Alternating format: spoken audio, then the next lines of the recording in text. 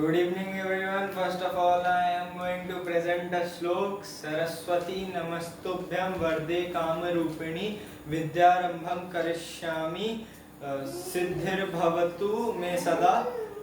अर्थात ज्ञान की माता सरस्वती को मेरा नमस्कार और वरदायिनी माता भगवती को मेरा प्रणाम।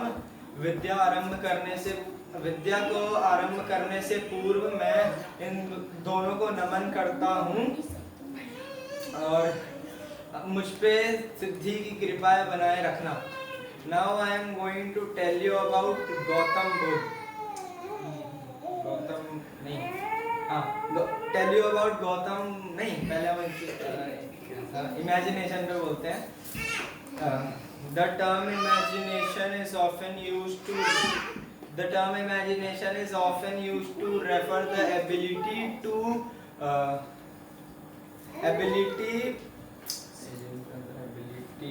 think creatively by dreaming up novels and stories, etc. Second, creative people like artists and writers are conceived as having a high powerful imaginative system. Third, in psychology the term imagination is generally used to refer the ability to mentally represent sensations which are not physically there.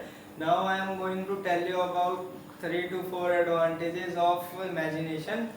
First, it encourages intellectual growth. Imagination is seen as an ability which could exercise a child's brain. Second, it promotes social skills. If a child wonders or imaginates, then he could promote or explore the relationships of friends and family members. Third, it eliminates fear. It eliminates fear.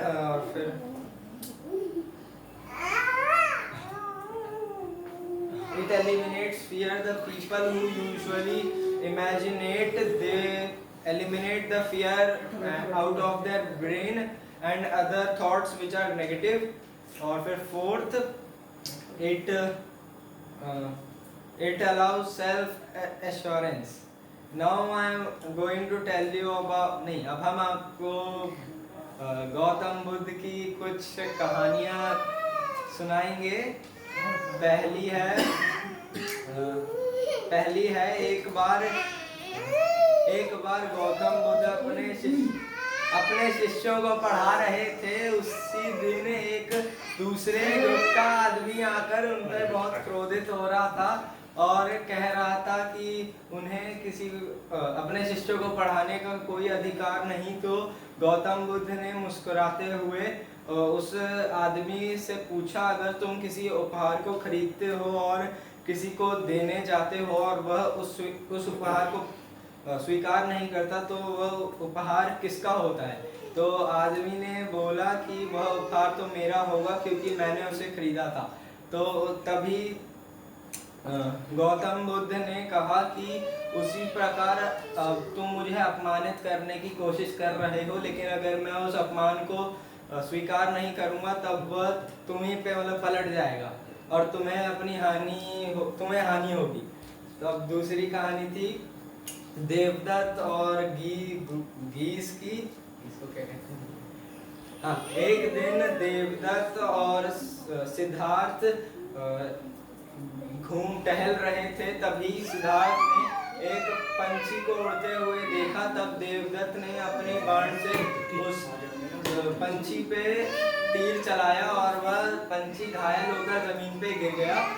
तो गौतम बुद्ध ने उसके चोटों को सही कर दिया और फिर देवदत्त कहने लगा कि यह पंछी मेरा है। तब गौतम बुद्ध ने मुस्कुराते हुए कहा कि पंछी उसका नहीं, कोई शिकार उसका नहीं होता, जो उसे मारे वह उसका होता है जो उसे ठीक करे। तीसरा है उंगली माल वो उस पे बोला है क्या आप बोलिए अब 2 हो गया ना। हाँ। हाँ, बस थैंक यू।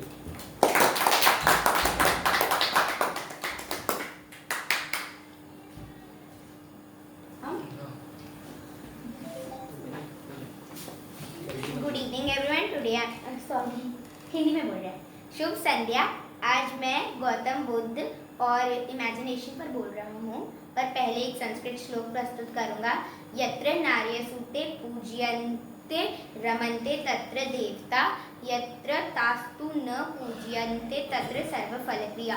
अर्थात जहाँ नारी की पूजा होती है वहाँ देवता भी वास करते हैं, और जहाँ नारी की पूजा नहीं होती वहाँ सब व्यर्थ होता है।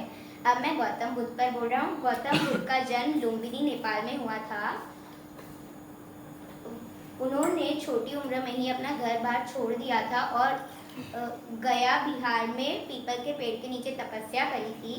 अब मैं उनकी 2 कहानियाँ सुनाऊंगा। पहली कहानी का शीर्षक है आम, बच्चे और बुद्ध। एक दिन गौतम बुद्ध वन में विश्राम कर रहे थे, तभी वहाँ पे एक बच्चों का झुंड आता है और आम के पेड़ पर पत्थर फेंकता है ताकि आम गिरे और वह खा सकें।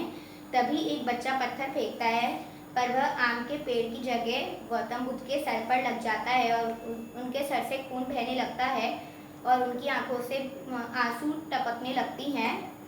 तभी सब बच्चे भयभीत होकर उनकी शरण में जाकर उनसे क्षमा मांगते हैं, और जिस बच्चे ने फेंका होता है पत्थर उनके सर पे, वह जाता है और बोलता है मैं तो आम के पेड़ पर फेंक रहा था पर आपको लग गया, कृपया मुझे क्षमा कर दे।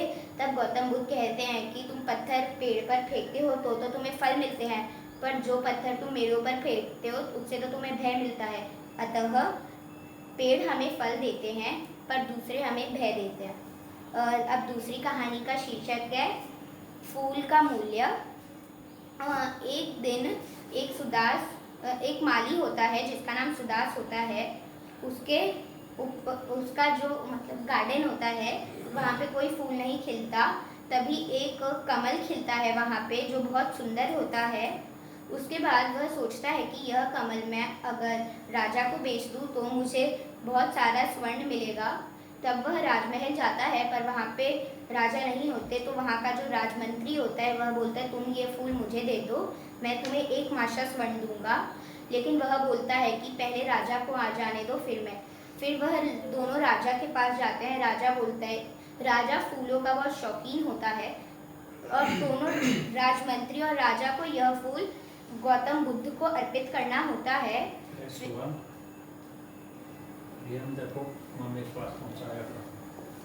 उसके बाद फिर राजा बोलता है मैं तुम्हें इस फूल के बदले 10 माशा स्वर्ण दूंगा, और फिर राजमंत्री बोलता है मैं 30 माशा। ऐसे ही कर करके ऐसे वो लोग बढ़ाते जाते हैं। तभी सुदास बोलता है कि आप दोनों को अगर मैं फूल दूँ तो फिर आप में से दोनों ही तो इसे गौतम बुद्ध की चरणों में ही अर्पित करेंगे, उससे अच्छा ये मैं ही कर देता हूँ। उसके बाद वह वन में जाता है और उस फूल को उनकी शरण में अर्पित कर देता है और गौतम बुद्ध उन्हें आशीर्वाद देते हैं। धन्यवाद। Now I will speak about imagination. In easy words we can say it as creativity power. Imagination is the action of images, concepts and the things that you imagine which are not in reality. Some points about imagination may include: first, imagination is everything from a tree to building. If a person thinks of growing a tree, then only he grows the tree. And if a businessman tries to build a building, first he imagines that of the building, then he build it. Second, imagination is magical. Third, imaginations also free us from stress as we think of new things which are not in reality. Some advantages of imagination may include: first, it increases our memory, knowledge and intelligence. Second, it also gives us curiosity. Third, it frees us from stress and gives us a path out of stress. Thank you.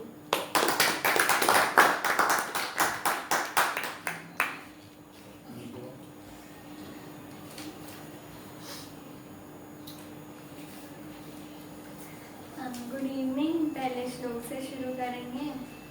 कर्माण्यवाधिकारस्ते मा फलेषु कदाचन मा कर्म फलेतुर्भुर् ते संबोत्सव अकर्मणि।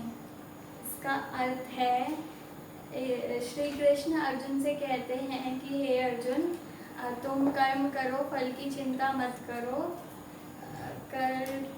अगर तुम फल की चिंता करोगे तो जो तुम कर्म कर रहे हो वो भी खराब होगा।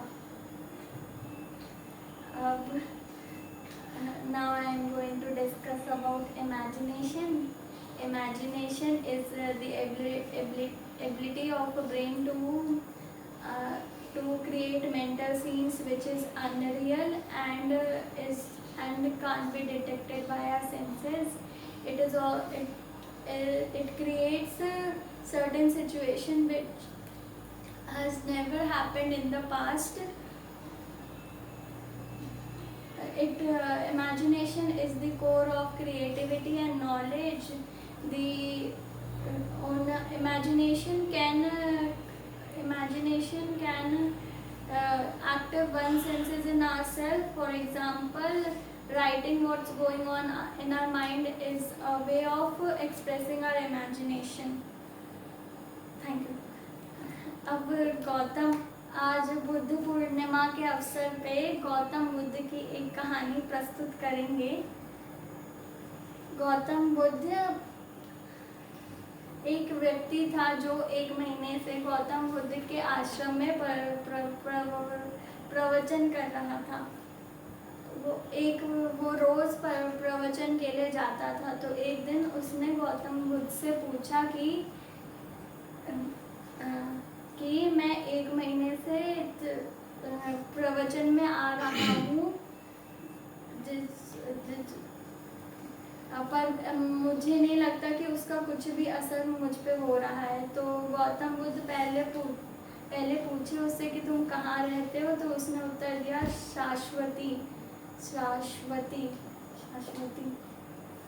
तो फिर उसके बाद प्रश्न पूछा कि तुम्हें कितना समय लगता है वहाँ जाने में। तो फिर वो समय कैलकुलेट करके उत्तर देता है। फिर गौतम बुद्ध ने अगला प्रश्न किया कि तुम यहाँ पे रह के शाश्वती पहुँच सकते हो।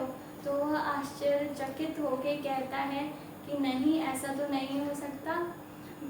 वहाँ जाने के लिए मुझे पहले वहाँ चल के जाना पड़ेगा या मुझे बैलगाड़ी या घोड़े का सहारा लेना पड़ेगा।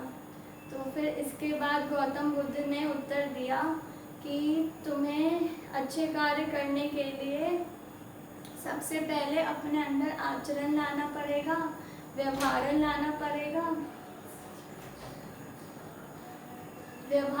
अपने अंदर व्यवहार उत्पन्न करना पड़ेगा।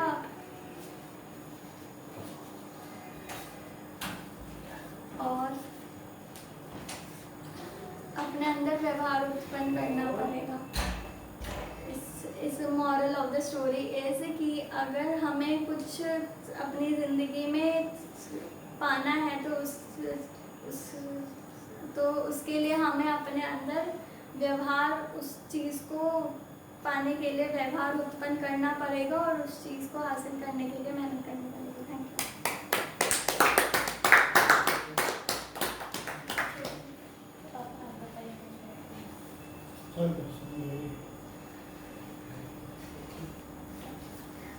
Good evening. I am starting with a Sanskrit slok.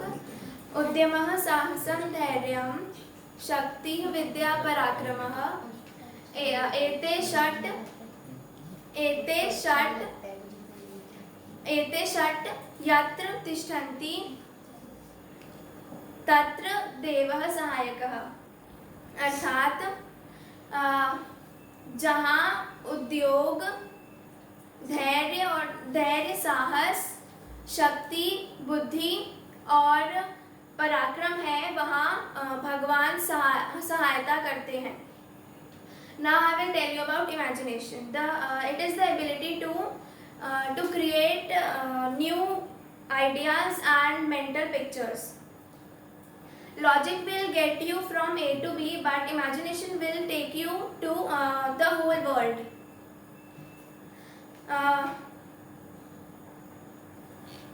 To invent something, You need a good imagination and a pile of junk. Every great advance in science has issued from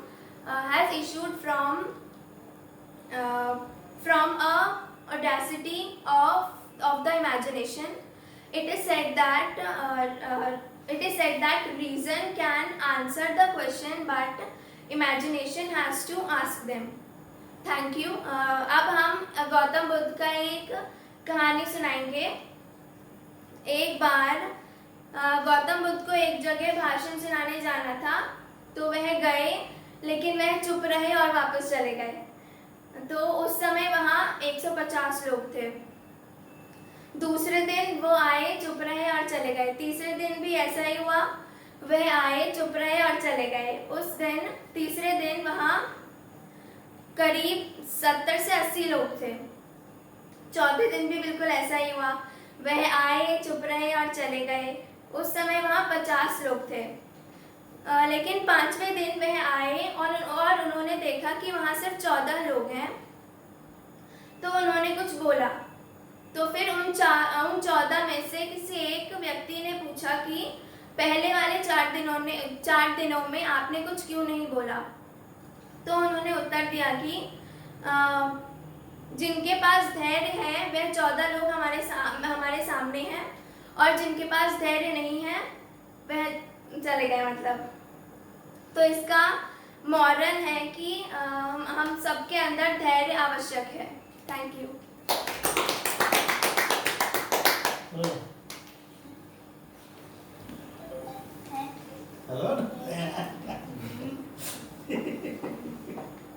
और है हाँ नहीं वही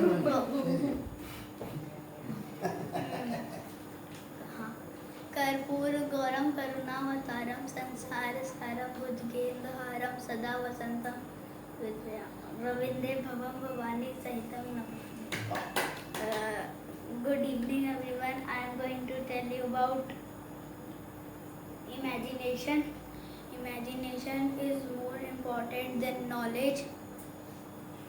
Imagination was often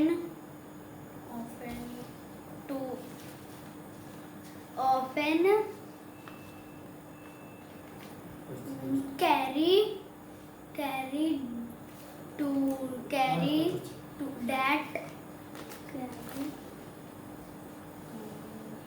carry us to world that never were, the world that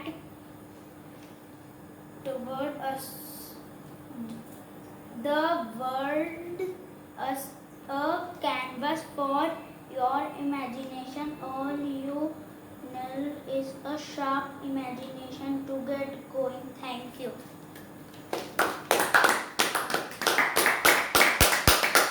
चलो बताते हैं।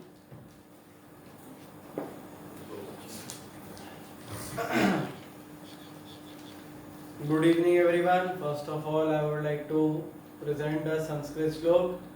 Vidya mitram prabhaseshu bharya mitram graheshu cha vyadhit syoshdham mitram dharmo mitram mritasya cha। इसका अर्थ है कि विदेश में ज्ञान, घर में अच्छा स्वभाव और गुण स्वरूपी पत्नी औषध रोगी का धर्म मृतक का सबसे बड़ा मित्र होता है। Now I will speak about imagination. Imagination can be said as a inborn characteristic or a feature of a child to actually picturize things that none of the other 5 senses can detect or actually perceive. Imagination, first of all I would like to introduce imagination by 2 of the quotes by Albert Einstein. First is logic can get you from place 1 to place 2, but imagination gets you around the world. Second one is knowledge is limited, but imagination encircles the whole world. Imagine, as I just said, that imagination is a characteristic which is not perceived by any of the other senses. Imagination can be, we all know that necessity is the mother of invention, and an invention is not possible if the person or the inventor that is designing it has not actually imagined about the object. Imagination is a feature that is specific to humans, and none of the other, till now we know that none of the other animals actually possess it. This is again one of the prime reasons for the development of humans. Imagination has actually framed the whole world in many forms, and some of the prime examples are the inventions that we see around us. Without imagination, a person is said to be dull, and imagination is a feature which even a small child possesses, and it basically cannot be taught. The only way to actually gain imagination is to read about different things, is to explore things. That is the perfect way to actually enlarge or enhance your imagination. अब मैं बोलूँगा गौतम बुद्ध पे और उनकी एक कहानी सुनाऊँगा। गौतम बुद्ध का जन्म करीब 2500 साल पहले हुआ था। उनके पिता का नाम शुद्धोदन और उनकी माता का नाम माया देवी था। गौतम बुद्ध का नाम सिद्धार्थ था। बचपन से ही गौतम बुद्ध बहुत ज़्यादा गंभीर स्वभाव के व्यक्ति थे, और बड़े होने के बाद भी उनके स्वभाव में कोई परिवर्तन नहीं आया। गौतम बुद्ध का विवाह यशोधरा से हुआ था, और उनका एक पुत्र था जिसका नाम राहुल था। सिद्धार्थ से गौतम बुद्ध बनने का जो होता है सिस्टम, पूरा सफ़र उनका शुरू हुआ था ऐसे कि एक बारी वो एक भ्रमण के लिए निकले थे, तो उन्होंने बहुत सारे मृतक और बहुत सारे बीमार लोगों को देखा, और उन्होंने ये सोचा कि क्या जीवन का यही अर्थ और मूल है। इसके बाद गौतम बुद्ध ने इसके ऊपर बहुत ज़्यादा विचार करा, और एक रात वह अपना महल बिना किसी को बताए अपना घर वर सब कुछ छोड़ के चले गए वो करने, क्या कहते हैं, मेडिटेट करने। तो उसके बाद उन्होंने गया बिहार में एक वृक्ष के नीचे अपनी तपस्या करी, जिसके बाद उनको सच्चे ज्ञान की प्राप्ति हुई। वहाँ से उस क्षण से वो सिद्धार्थ से बुद्ध बने। अब मैं कहानी सुनाऊंगा। एक बहुत गरीब व्यक्ति था,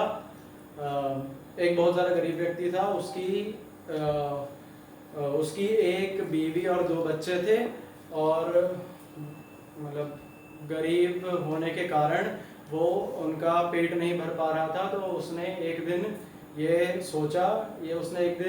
घर छोड़ने का विचार करा, और रात में बिना किसी को बताए वह घर छोड़ के चला गया। फिर बहुत दूर तक गया तो उन्हें गौतम बुद्ध दिखाई दिए अपने शिष्यों के साथ। तो उसने ये सोचा कि मैं भी संन्यास ले लेता हूँ, और फिर गौतम बुद्ध का वो शिष्य बन गया। तो एक बारी गर्मी के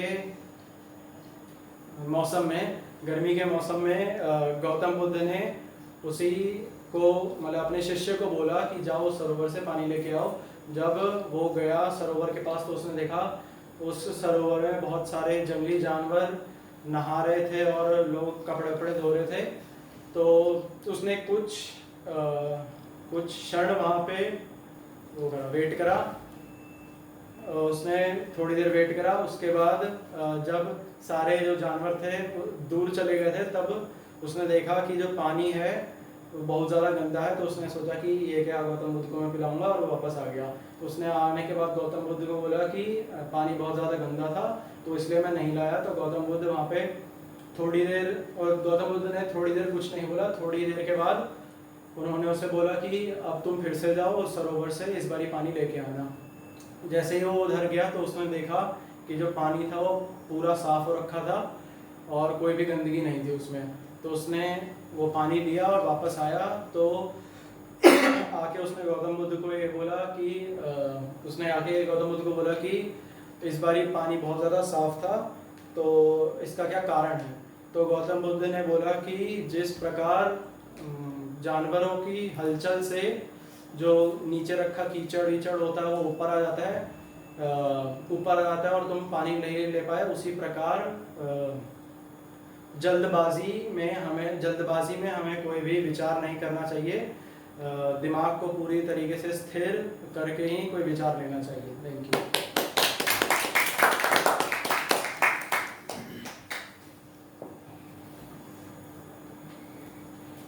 सबसे पहले मैं श्लोक बोलूँगी। काकचेष्टा वको ध्यानम स्वनिद्रा तदेव च अल्पहारी गृहत्यागी विद्यार्थी पंचलक्षणम। अर्थात कौवे जैसे जानने की चेष्टा रखना और बगुले जैसा ध्यान होना और कुत्ते की तरह नींद, आवश्यकता अनुसार भोजन करना और गृह त्यागना, ये 5 विद्यार्थियों के लक्षण होते हैं। Good evening. Now I will tell you about the imagination. Imagination, unlike knowledge, imagination is limitless. Imagination helps to create knowledge. It helps to give hope. It provides hope. It creates.